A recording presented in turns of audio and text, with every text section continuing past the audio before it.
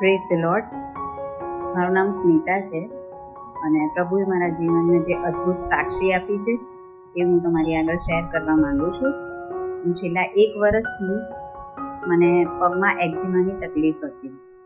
એ તકલીફ ઘણા લોંગ ટાઈમથી હતી અને જે મેં પોતે પ્રભુ ઈસુ ખ્રિસ્તનો સ્વીકાર કરી ચૂકી છું. હું તારણ પામેલું છું અને હું ખ્રિસ્તમાં જીવું છું. પણ આ તકલીફને મેં નાની સમજી હતી, પણ તેમ છતાંય મારા પ્રાર્થના જીવનમાં ઘણી તકલીફ આપતી હતી. પણ તેમ છતાં બી તકલીફ આપતી હતી, પણ મેં એ વસ્તુને નોટિસ ના કરી, મેં એને જવા દીધી. પણ તો પણ હું દવા તો કરતી જ હતી. છેલ્લા 1 વર્ષથી ઘણા બધા ડૉક્ટરોને મેં બતાવ્યું અને ક્રીમ આપે, લોશન આપે, બધું જ કર્યું. પણ છેલ્લા 2 દિવસથી જ્યારે બ્રધર જોએલની મિટિંગમાં હું ગઈ, તેમને મળવા ગઈ અને એમણે બહુ ઇન્ટરેસ્ટથી મારી પ્રાર્થના વિનંતીને સાંભળી અને હું 2 દિવસથી બહુ જ પરેશાન થતી હતી, કારણ કે મને બહુ જ ઇચિંગ થતું હતું. તો મેં એમને કીધું કે મને આવી તકલીફ છે. તો એમણે મને કીધું હું તમારી માટે પ્રાર્થના કરીશ અને એમણે પ્રેયર ઓઇલ લગાવીને મારા માટે પ્રાર્થના કરી. અને માનો હું ઘરે તો આવી ગઈ. 2 દિવસ આખી રાત મારા પગમાં બહુ જ તકલીફ થતી હતી. પણ મને એક વિશ્વાસ આવ્યો જ્યારે બ્રધર જોએલને હું મળી. એમણે જે રીતે મને બધી બાબતો સમજાવી કે આ બીમારી શું છે, અને એમની એક બાબત પણ મને બહુ જ ગમી. એમણે કીધું કે તમે આ બીમારીને નાની ના સમજો, તમે એની માટે ઉપવાસ કરો, પ્રાર્થના કરો, એની પાછળ લાગી જાઓ. અને એ બાબતો મને બહુ જ ગમી.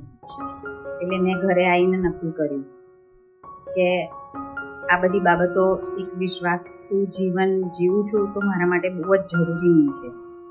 અને એ બીમારીને લઈને હું બહુ ગંભીર થઈ ગઈ.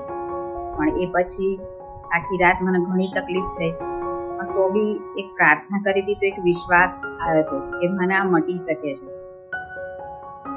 તો મેં એ દિવસ આખી રાત એ પગને પડી જ નહીં, પણ બહુ જ તકલીફ થતી હતી. પણ એ દિવસ રાતે હું બિલકુલ ના આડી એ જગ્યા ઉપર. અને બીજા દિવસે સવારે મેં જ્યારે મારો પગ જોયો તો મને વધારે તકલીફ થઈ ગઈ, વધારે સોજો આવી ગયો મારા પગમાં, બહુ લાલ થઈ ગયો મારો પગ.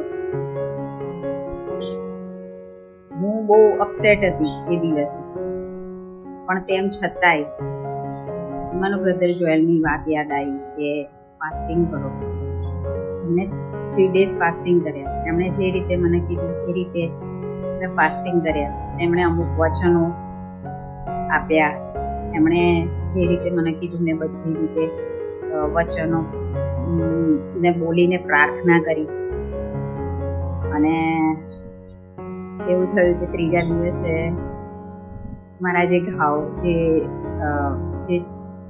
જે લાલ થઈ ગયું હતું એ બધું એકદમ ક્લિયર થઈ ગયું. એટલે મને એટલો બધો વિશ્વાસ થયો એ બધી બાબતને લઈને. મેં કન્ટિન્યુઅસ રાખ્યા ફાસ્ટિંગ અને રોજ હું પ્રાર્થના કરવા લાગી અને ડિક્લેરેશન સાથે પ્રાર્થના કરવા લાગી, વચન સાથે પ્રાર્થના કરવા લાગી. અને મને આત્મામાં નવું બળ મળતું જ ગયું કે મેં નક્કી કર્યું કે હું દર અઠવાડિયે 3 દિવસના ફાસ્ટિંગ કરીશ જ. કારણ કે એમણે જે રીતે મને બધી બાબતો સમજાવી કે એક વિશ્વાસુ તરીકે જીવન જીવવું તો આત્મામાં જાગૃત રહેવું જ પડશે.